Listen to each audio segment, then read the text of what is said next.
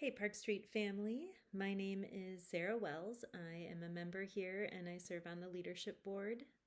It has been a year, which is the kind of thing that you always say when you've gone through a difficult season.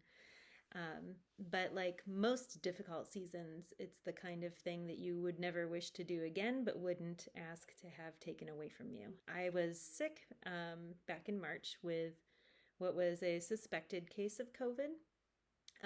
But it was a pretty mild case.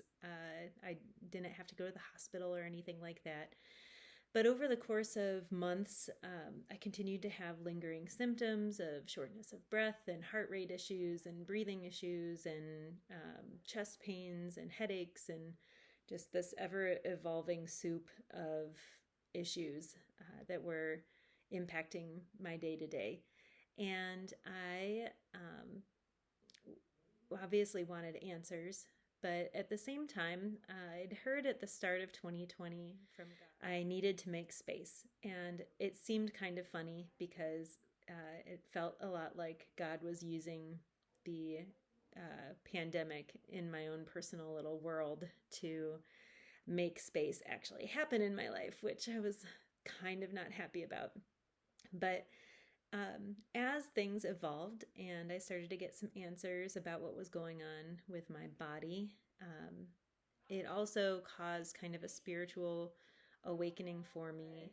In August, when my health was really suffering more, it really forced me to start to think about what are my priorities and how can I live fully out what God wants me to do in a way that is sustainable and healthy for me and for my family. And as much as I loved what I was doing at Spire, the work that I was doing, for whatever reason, my brain just couldn't handle it anymore. And I would finish the workday absolutely exhausted. I was faced with a decision that I hashed out with Brandon on our nightly walks for about 2 months, trying to process through what I should do. And ultimately decided that I was going to resign from my position at Spire. When I had made that decision, I hadn't said anything to anyone yet because I didn't actually know what I was going to do next.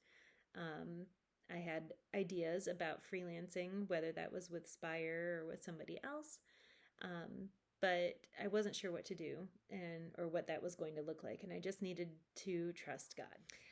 One of the things that was really sweet for me over the last 6 months or so is that as I questioned and doubted and worried about how I was going to make any kind of a change, every little thing that came to mind that was a concern or an issue with the place that I worked, every little worry that popped into my head, as soon as it was there, it was as if God was like, dude, I got this taken care of. And within days or weeks, he would resolve that issue or concern. And there was just this waterfall of affirmation from him that he had everything in his hands and that he was going to take care of it. There's a verse in, I think, the book of Isaiah that says, behold, I am going to do a new thing. Do you not perceive it? I'm going to make a way in the wilderness and streams in the desert. And that's how 2020 felt to me. It was such a difficult year and such a year filled with suffering, but God promises that he is going to change and transform us through suffering, that he's going to create character and perseverance and hope. And he absolutely proved himself faithful to me during this year of sickness and of questioning and worrying and ultimately peace. So I'm really grateful for this new season and excited about all that God is doing in it.